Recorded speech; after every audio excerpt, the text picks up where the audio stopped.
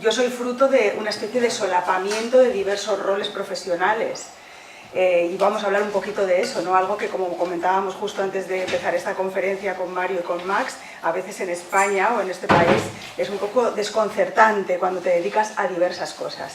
Sin embargo, yo creo que cada uno desarrolla su propia trayectoria, desarrolla su propia carrera, y en esa carrera y esa trayectoria mía personal, lo que medularmente, digamos, que yo me siento o trabajo es el ámbito de la crítica de arte. Lo que pasa es que después, como os voy a ir mostrando a lo largo de estos 45 minutos, sí que utilizo diferentes lenguajes o me sirvo de diferentes lenguajes y de estrategias para poder intentar transformar un poco esa imagen a veces algo demonizada que tenemos los críticos de arte y las críticas de arte. Sobre mi biografía, pues tú ya has dado 4 pinceladas, pero sí me gustaría hacer, puesto que voy a hablar de algo muy personal también, de esa manera de entender la crítica de arte desde mi disparadero, pues sí me gustaría simplemente trazar 4 puntitos, ¿no? Yo soy de Bilbao, gracias, pero desarrollo mi vida profesional en Barcelona, nací en el 75, estudié Bellas Artes y después hice un máster de crítica de arte. Después de ese máster de crítica de arte pasa lo que suele pasar normalmente, que cuando acaban los estudios dices, ¿y ahora qué hago? Y tal, ¿no?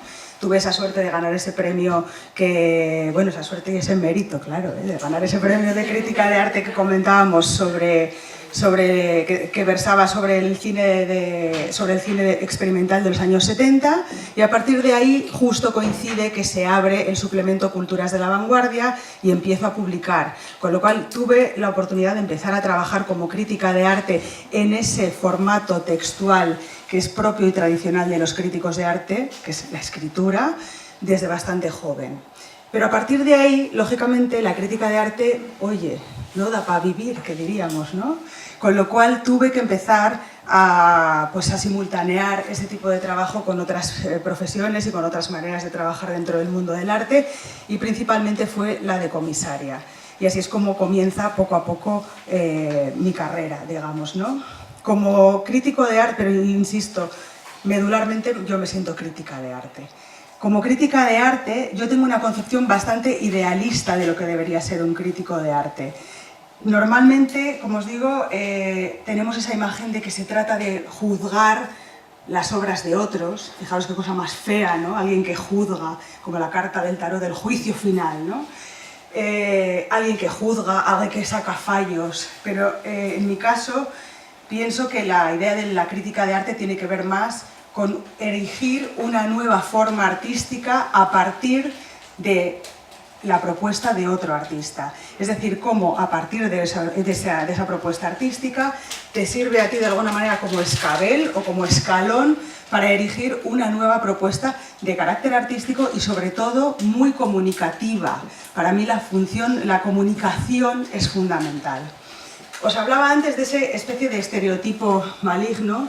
Bueno, aquí teníamos, esto era una pantallazo de mi web para que lo vierais, pero hablábamos antes de ese estereotipo maligno del crítico de arte que además ha sido reforzado por la cultura popular. Entonces me gustaría poneros un corte muy cortito de 1 minuto de una película que es Muerte de un ciclista, de Juan Antonio Bardem, que es una película de 1955, en el que vamos a ver ese crítico de arte, esa imagen que proyecta la cultura popular del crítico de arte. Una palabra. Vale, desde aquí, Número 21. Verano. ¿Comprendes? Le falta agudeza, no hay seguridad en la línea ni en el ordenamiento cromático. Es muy vacilante. ¿No crees? Bueno, eso es todo. Ahora explícame el por qué. ¿Por qué? Sí, ¿por qué estás aquí? ¿Por qué hemos venido? ¿Por qué ese interés por una exposición de tercer orden? En fin, ¿qué quieres? Saber. ¿Saber? ¿Arte abstracto? Frío. ¿La influencia de Paul Klee en la pintura actual? Frío. ¿Lo que gano como crítico de arte? Muy frío. ¿Lo que me gustas? Templado. ¿Lo que sospechas? Caliente. ¿Lo que yo quiero? Te abrazas. ¿Ves? Es fácil. Es todo muy fácil. Lo difícil es empezar. Encontrar el punto de partida. Soy Rafael Sandoval. Rafa. Bueno para nada. admitido en todas partes, en los círculos más estrictos, en vuestras reuniones benéficas, en las fiestas de terratenientes y grandes comerciantes. Yo, un crítico de arte, represento la cultura con mayúscula. Como vuestro caviar, bebo vuestro whisky, fumo vuestros cigarros. A cambio, y creo que pierdo, os aguanto. ¿Y te aburres? No, realmente no. Me entretengo en miraros. Veo vuestros pecados, los clasifico, los archivo y espero. ¿Qué? Bueno, hasta aquí. Simplemente era un poco esa idea que os decía del crítico de arte maligno, ¿no? Ese personaje que normalmente aparece en las películas reflejado de esta manera, cínico, irónico, que tiene unas ciertas, bueno, que vive de juzgar a los demás, digamos, ¿no? Yo tengo una colección también de, pues precisamente de cortes de películas sobre críticos de arte, que es una cosa muy bizarra, como podéis ver, coleccionar eso, pero la verdad es que luego te das cuenta que en efecto es un poco la imagen que se ha proyectado desde la cultura popular. Vamos a ver aquí. Bueno, mi modelo principal dentro del mundo de la crítica de arte es Oscar Wilde. Oscar Wilde tiene este ensayo maravilloso que es El crítico como artista, que es un ensayo en el cual defiende esta misma idea que comentábamos de, a partir de la obra de otros, poder erigir tu propio lenguaje y tu propia idea.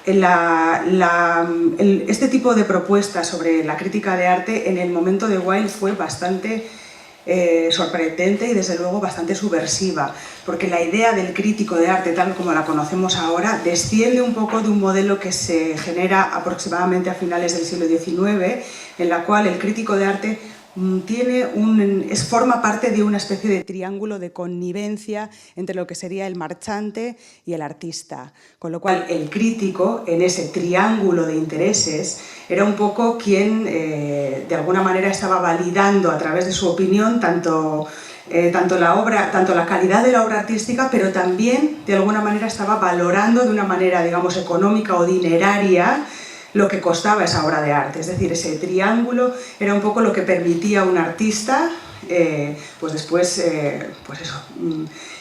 prosperar, digamos. Con lo cual, yo creo que ese poder que detenta el crítico de arte, o que detenta tradicional el crítico de arte sobre la reputación, pero también sobre el valor económico, es realmente lo que hace de él popularmente una figura como temible o una figura como básicamente antipática.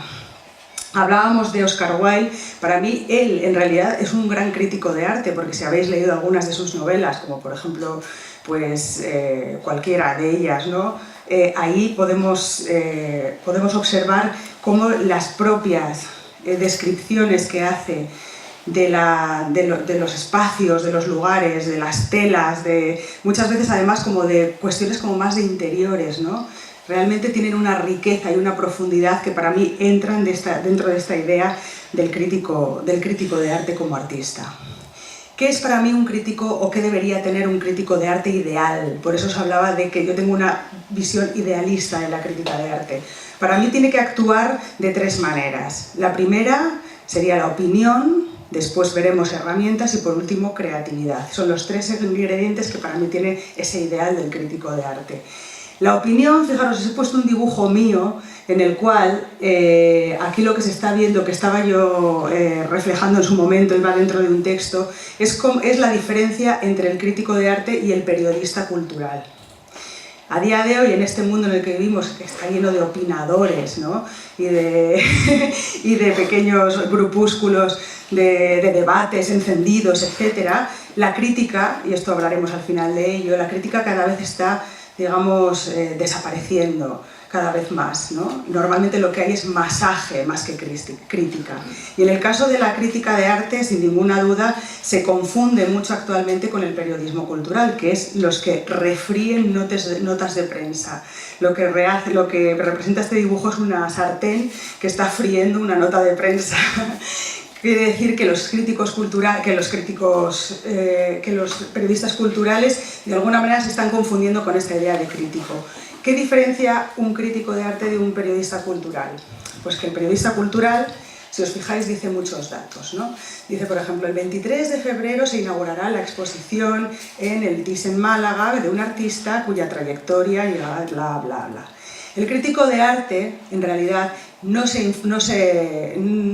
ocupa tanto de transmitir esos datos concretos de agenda, sino que más bien hace una reflexión sobre la propia obra del artista, o exposición, o lo que sea. Un caso muy claro, por ejemplo, imaginaros Jurassic Park, ¿no? Que es una película de cine, pero imaginaros Jurassic Park, que es una película que se presenta de Steven Spielberg, basada en un libro de Michael Crichton, tal. ¿Qué diría un crítico de arte o un crítico de cine? Más que dar esos datos, se plantearía por qué se hacen películas de dinosaurios. Me explico, ¿verdad? Es decir, que lo que hace un crítico en realidad es dar contexto a una producción cultural y después, a poder ser, y eso es lo deseable, poder hacer que esa nueva producción que él pone, ese texto o lo que sea que pone en marcha, además en sí mismo tenga un carácter creativo. La segunda cosa interesante, segundo ingrediente que debería tener un crítico de arte ideal es herramientas. Herramientas me refiero, y aquí sí que yo milito mucho en esta causa. La segunda, herramientas me refiero a que el trabajo del crítico o de la crítica debe dotar de herramientas a la sociedad para entender ciertos fenómenos culturales e incluso para descodificar a veces los lenguajes del arte contemporáneo que, como sabemos, son muy codificados y que, como sabemos, también muchas veces son muy, pues muy mudos, ¿no? El arte conceptual, principalmente, mantiene a día de hoy un divorcio muy fuerte con el público, porque cuando llegamos a un museo en el cual hay arte conceptual o contemporáneo, línea dura, como digo yo, muchas veces no se completa ese acto de comunicación mágica que debería completar el arte. Es decir, encontramos algo que no entendemos. Entonces yo pienso que el crítico de arte tiene que dotar al público, insisto, de esas herramientas para entender. O sea, que no se trata, como veis, nos vamos alejando cada vez más de esa idea de la opinión agria sobre algo.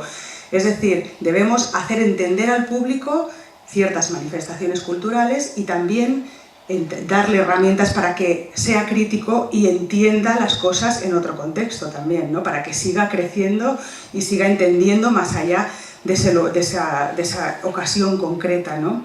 O de ese comentario que haga concretamente. Bueno, yo tengo otro modelo, igual que os he enseñado a Oscar Wilde, os enseño a este señor, que se llama Robert Hughes, que bueno, fue un crítico de arte, yo creo que el más mediático que ha existido, o el más conocido. Él tenía un programa en la BBC que se pasó durante los años 80, que se titulaba The Shock of the New. Vamos a ver ahora la careta y os hablaré un poquito de Robert Hughes y por qué me interesa tanto The Shock of the New.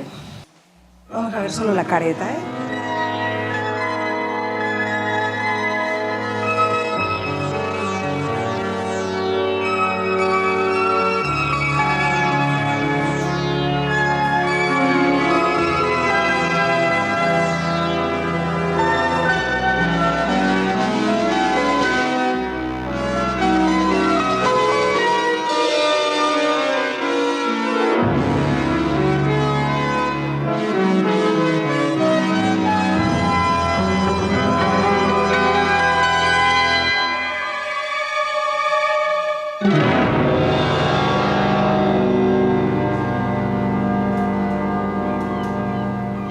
This series, The Shock of the New, is about an old subject, almost 100 years old, the art of our own century, modernism. The key word of the new century was modernity. Modernity meant believing in technology and not craft, in human perfectibility, not original sin, and above all, in a ceaseless consumption of things and the images of things. If you were a Parisian alive in 1890 and you wanted to show a visitor what modernity meant, you pointed to this structure, the tallest man-made object on Earth, the Tower of Babel of the new machine age. Qué gusto oír ese acento además tan británico. Este señor de todas maneras era australiano, pero tenía un acento ahí, modernity, ¿no? Yo no lo sé ni decir, o sea, maravilloso. Modernity. Robert Hughes, como os digo, yo creo que ha sido el crítico de arte más mediático que ha existido. The Shock of the New, curiosamente, esa expresión, el impacto de lo nuevo, entró en el mundo de la cultura inglesa, de tal manera que se utilizaba a veces de una manera popular, ¿no? O sea, realmente se introdujo. Pero lo que nos interesa de Robert Hughes, fijaros cómo él empieza a hablar del concepto de modernidad, es un concepto además iniciático dentro del mundo de la comprensión del arte contemporáneo, pero lo empieza a ejemplificar precisamente con eso que llama The Mechanical Paradise, que serían pues la Torre Eiffel y todas las construcciones propias de la modernidad, ¿no? Esas construcciones pues más industriales y más relativas a lo maquínico. Entonces, fijaros, me interesa muchísimo porque realmente Robert Hughes está dando herramientas al público para entender su presente, para entender sus edificios, para entender las máquinas. Y ese papel, para mí, es fundamental como crítica de arte. Robert Hughes, aparte, era una persona con muchísimo carisma también. Era una persona que daba palos, o sea, una cosa no quita la otra, que daba unos palos de muchísimo cuidado, ¿no? Llegó a decir que Francis Bacon hacía cuadros que parecían papel para matar moscas, que ahí la verdad. Pero bueno, yo creo que formaba parte también de ese encanto un poco entre Michael Caine y Oliver Reed, ¿no? Así un poco como de jaranero que tenía el propio Robert Hughes. La idea de los críticos mediáticos, es decir, de los críticos de arte, que no deja de ser una figura muy profesionalizada, pero que muy de vez en cuando salen al ruedo de lo mediático, para mí también personalmente es uno de mis puntas de lanza, ¿no? Me interesa ese papel que a veces se confunde con la divulgación, pero que realmente tiene en sí un espíritu crítico y un espíritu de enriquecer también a la sociedad.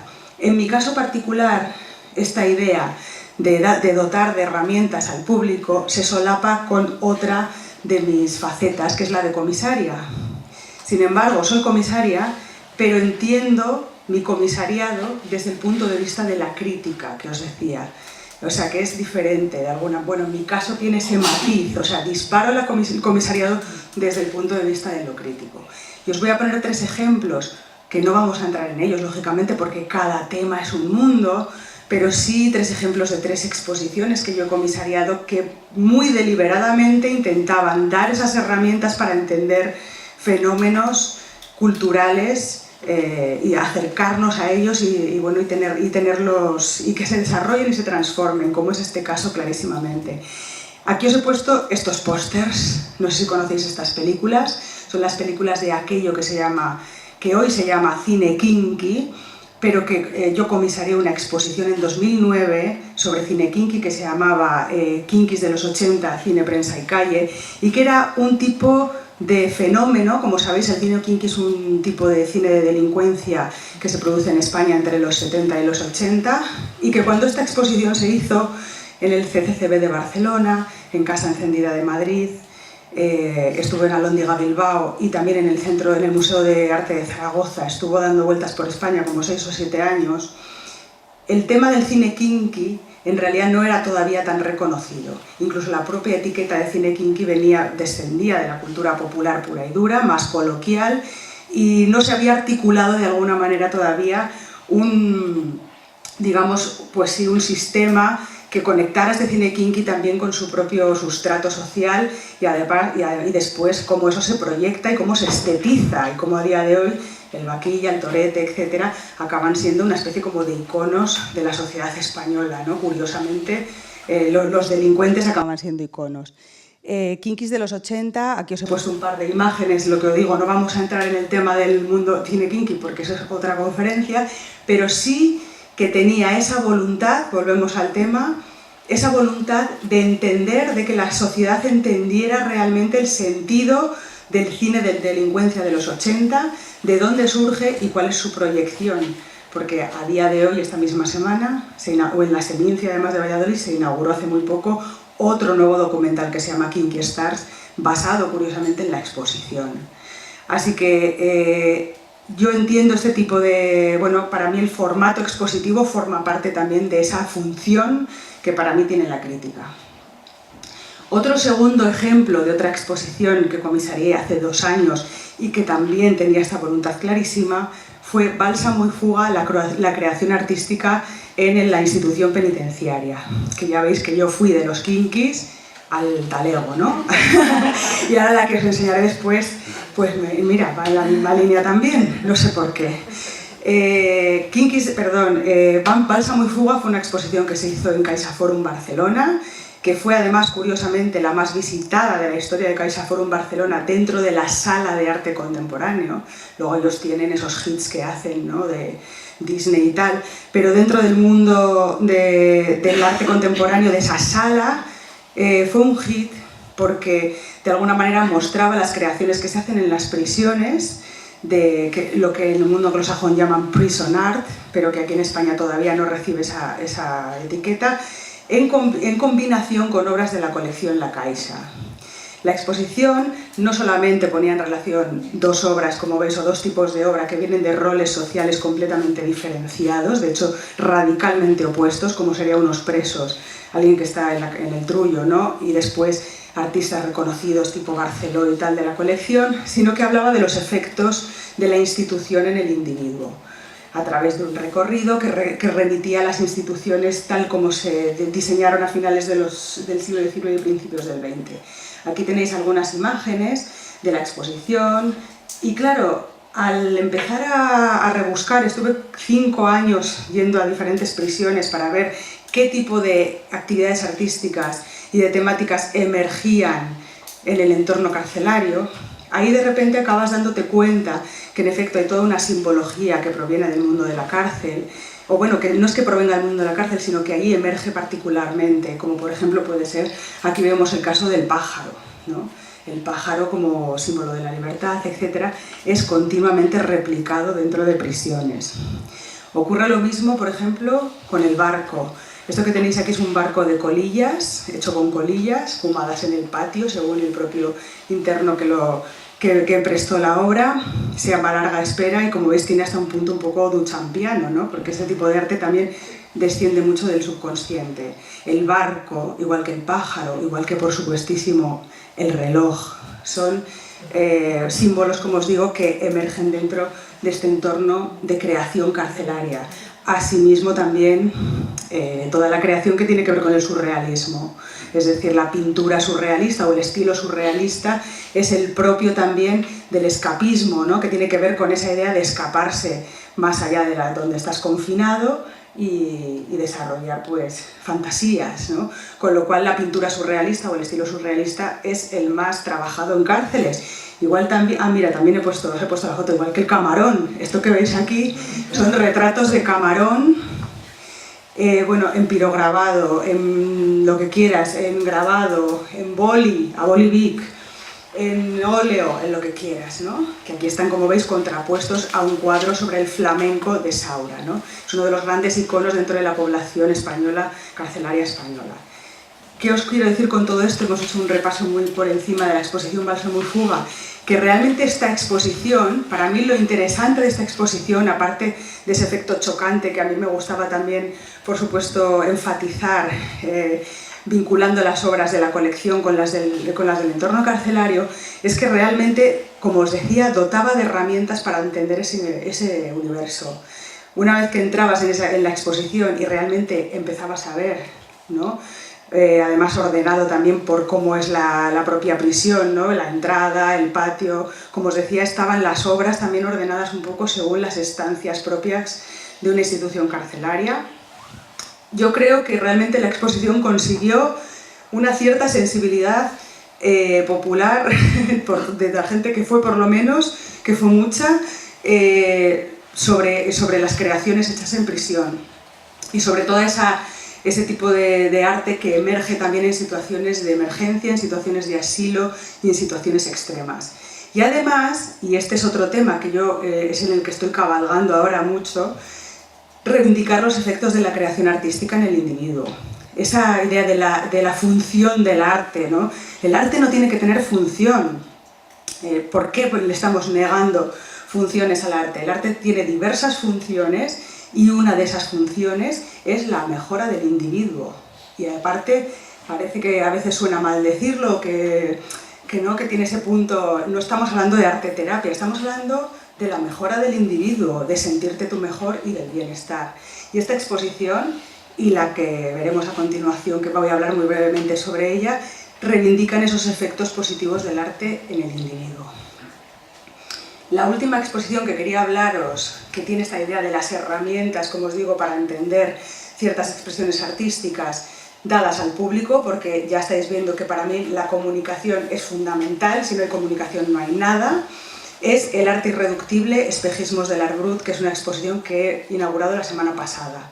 O sea que está súper reciente, claro, no tengo ni fotos, tengo la que ha salido en prensa solamente, y es una exposición que se hace en la Cárcel Modelo de Barcelona.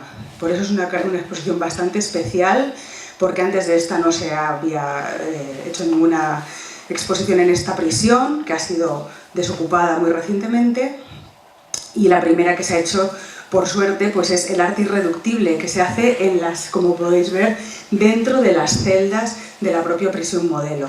Y aquí sí que ya partimos totalmente de esa idea del Art Brut. ¿Qué es el Art Brut? Pues la mayor parte de la gente no lo aquí sí, porque somos todos muy instruidos, pero normalmente la gran parte de la población no sabe lo que es el Art Brut. Y sobre todo, no deja de ser una etiqueta de los años 40, sobre todo cuál ha sido esa transformación en Outsider Art, que es una etiqueta más contemporánea, propia de los 70, y después en qué se ha convertido a día de hoy, que se ha convertido como una especie de espejismo que hace referencia a diversas prácticas. La exposición habla de eso, o sea que en este caso sí que hay realmente por mi parte, un clarísimo objetivo de esclarecer, o ya no sé si esclarecer, pero desde luego ofrecer una tesis sobre ese tránsito de la etiqueta Art Brut, que originalmente en los años 40 se refería a la obra de las personas que estaban, como decía Jean de Buffet, a espaldas de la cultura, es decir, personas que estaban asiladas en psiquiátricos, que estaban encerradas y que de alguna manera pues hacían de una manera completamente radical, honesta y sin ninguna, bueno, al margen del sistema, digamos, y cómo después esta etiqueta se ha ido estetizando, como pasa con todo, ¿no? Se ha ido estetizando progresivamente hasta que a día de hoy Art Brut, Outsider Art y sus múltiples etiquetas pueden ser un montón de cosas, ¿no? La exposición se llama El arte irreductible porque nos habla de que, al fin y al cabo, no vamos a ponerle etiquetas al arte, basta ya, y sobre todo este tipo de arte que es tan singular, es irreductible a cualquier etiqueta. Esa es la tesis de la exposición, pero veis que mediante un lenguaje y sobre todo un espacio completamente popular y muy magnético para la gente como es la Cárcel Modelo de Barcelona, yo intento esclarecer, es mi ensayo, digamos, sobre la etiqueta de Art Brut y su transformación. Vale, vamos con creatividad. Os decía, creatividad para mí es fundamental dentro de la composición del crítico de arte. Y sale aquí este señor, que no sé si lo conocéis, que se llama Will Gompertz. No es que sea tampoco un modelo, pero sí le he sacado, sí lo he puesto porque me interesa su postura. Es inglés también, fijaros, Oscar Wilde, Robert Hughes, será que me gustan los ingleses, no lo sé, pero la verdad que al final digo, pues vaya, son todos ingleses. Will Gompertz para mí encarna lo que es el crítico de arte mediático en la contemporaneidad. Hemos visto a Robert Hughes, que era más una cosa de televisión, propia de los 80, pero a día de hoy vivimos en un entorno digital en el cual la pantalla única de la televisión no es el único vocero, ¿no?, cultural ni de contenido, sino que ahora, pues eso, la pantalla del móvil, etc., ¿no? Will Gompertz es, aparte que es conservador, creo, de la Tate Modern, crítico de arte y cómico. Por eso os digo, curioso. Él hace stand-up comedian, o sea, stand-up comedy sobre arte contemporáneo.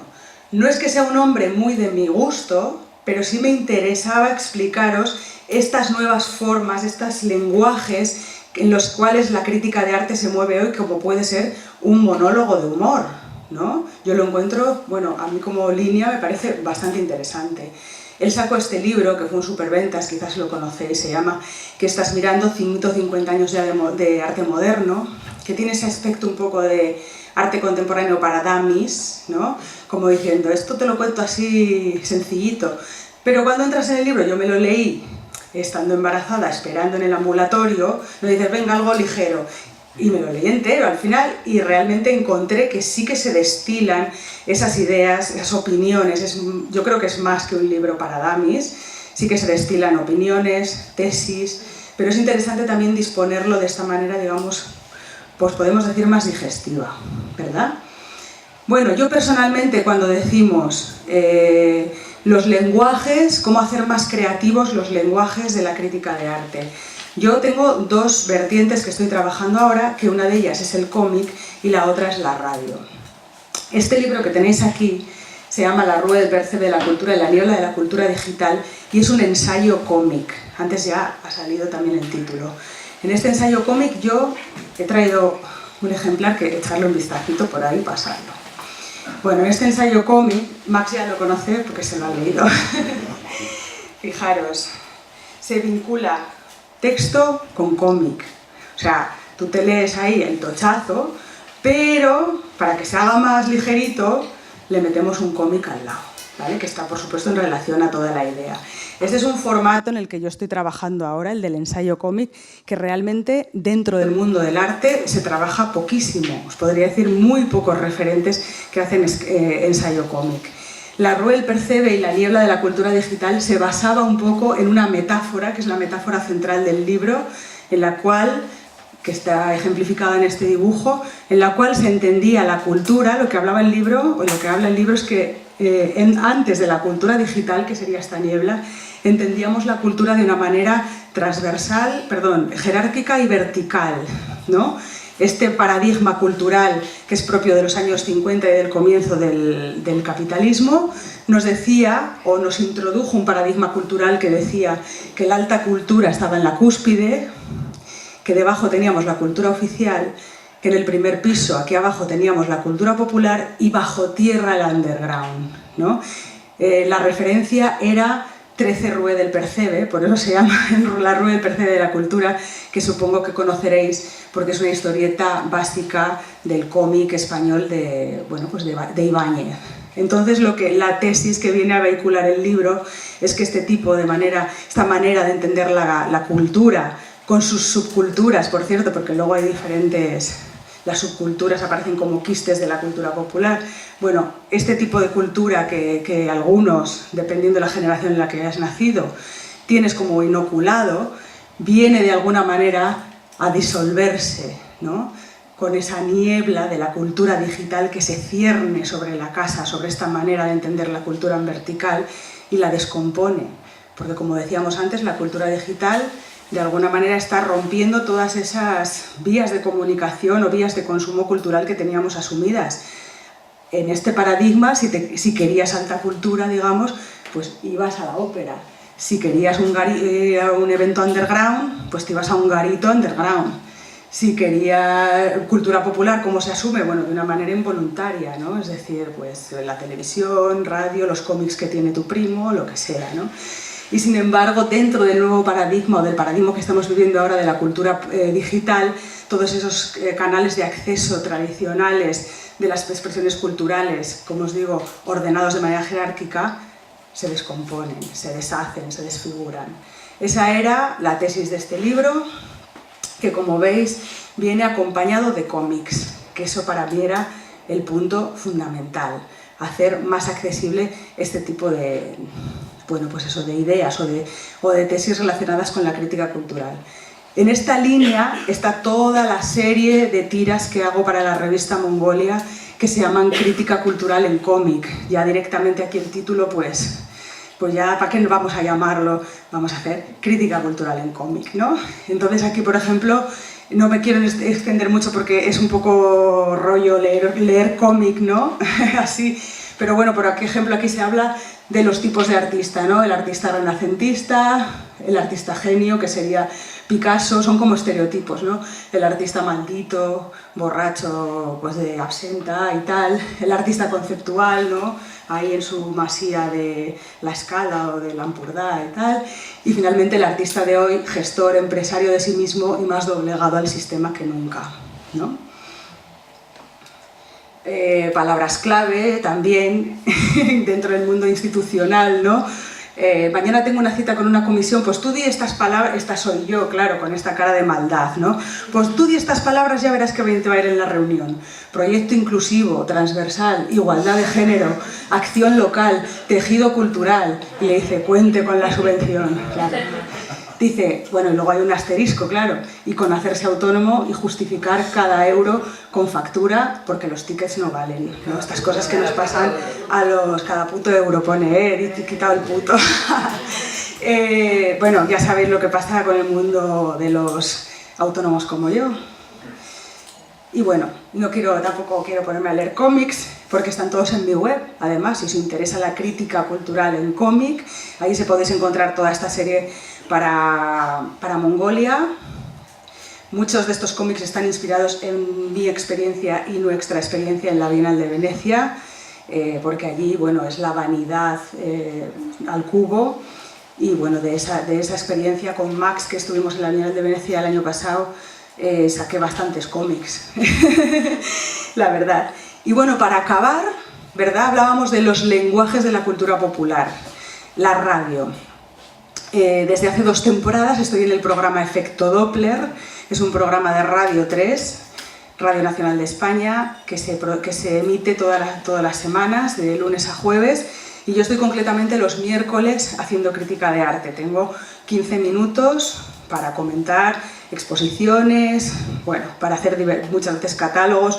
En realidad digo lo que me da la gana, por suerte. Entonces, bueno, yo he tratado diversos temas, como os digo, a veces la corrupción en el arte, aquí he puesto algunas cosas, la belleza y perfección, el espejo en el mundo del arte, mucho de simbología también.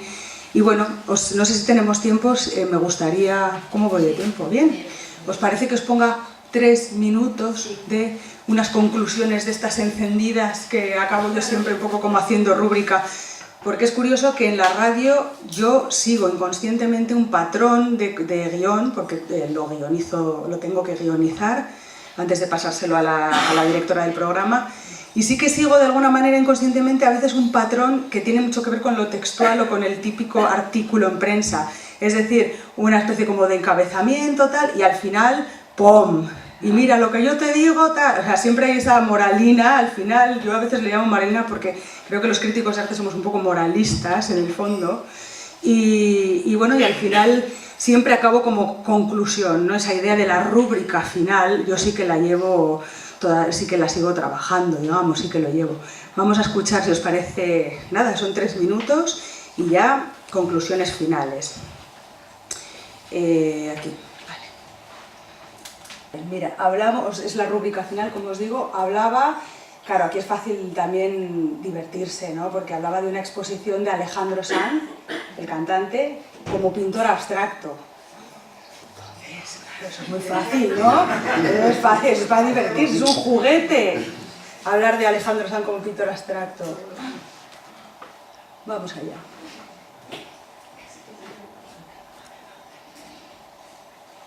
Por favor, ya el minibar, el rey Alejandro Sanz, así que bueno. Ay, Dios en mío. fin, mira, ahora ya vamos al lío. A ver. Te voy a decir lo que opino yo. A ver. ¿Qué te parece? ¿Bien? Adelante. Adelante. Estoy deseando. Mira, yo pienso que la exposición de Guillermo Zapata de Domingo Zapata con Alejandro Sanz, a mí me parece un caso de oportunismo flagrante, ¿no? Una operación comercial tanto para ellos dos, para los amiguetes artistas, como para el propio galerista, que además está programando según una tendencia actual, que es exponer grandes nombres que provienen de otros campos artísticos para poder cubrir los gastos de alquiler del local en el centro de Nueva York. Y además es que en el título de la exposición nos invitan a sonreír, smile, que yo no sé si es a reírse de alguien, no sé. Pues mira, hija, yo no sonrío, ¿eh? Porque cuando leo titulares como Alejandro Sanz debuta como pintor abstracto, pues claro, yo tengo la certeza de que nos están tomando por tontos.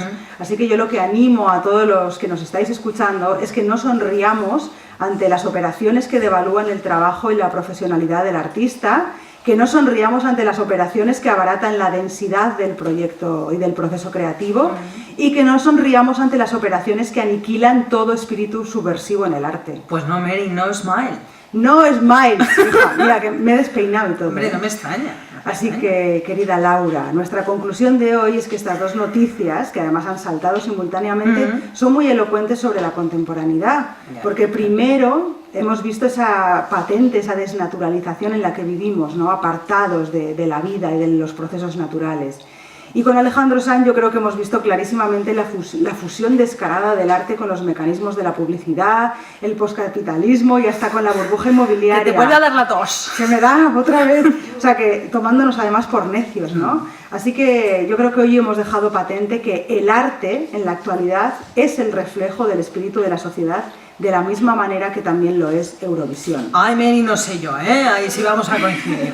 No lo sé. Bueno, es para debatir, es que lo dejo ahí sobre la mesa para vale, en alto, en exactamente. alto. Bueno, claro, al final a veces pues también el arte reflejo de la sociedad, igual que lo es Eurovisión, pues son ese tipo de cosas que dices también para que la gente diga, hombre, pues no sé, ¿no? Bueno, lo que es para crear un poquito de revuelo. Así que, bueno, estas dos últimas aportaciones de la crítica de arte a través del lenguaje del cómic, a través de la radio, que yo me tomo particularmente en serio hasta el punto que no os voy a decir que he abandonado mi trabajo en prensa, pero para mí ya es secundario porque me interesa más la transformación de la crítica a partir del lenguaje, de la cultura popular, como os decía. Para mí forma parte de la reinvención y de la transformación de la profesión de la crítica de arte en la que yo me encuentro particularmente, pues eso, implicada. Un último apunte, veréis que no he hablado de mujeres críticas de arte. Hay mujeres críticas de arte muy brillantes. Rosalind Krauss, por ejemplo, me viene a la mente, Lucy Lippard, desde luego. Lo que no ha habido es una crítica de arte mediática, generalmente, ¿no? Es decir, esa figura de la mujer poderosa, bueno, el poder que pueda tener un crítico de arte no está normalmente asociado a la figura de la mujer, hasta ahora, claro, ¿eh? Pero bueno, esto es broma. Pero sí que es cierto que yo os puedo asegurar que tanto yo como otras críticas de arte que estamos trabajando ahora en este momento, sí que una de nuestras misiones está precisamente relacionada con una nueva lectura del relato histórico y del relato artístico y con ofrecer esa transformación del discurso que normalmente ha dejado a las mujeres dentro del mundo del arte como simples musas, como inspiradoras, como personajes de segunda o de tercera fila, y que las críticas de arte como yo, mujeres, estamos ahora en esa trinchera totalmente de hacer emerger estas figuras que han sido ninguneadas por el relato más histórico y más oficial. Así que nada, pues muchísimas gracias, ha sido un placer.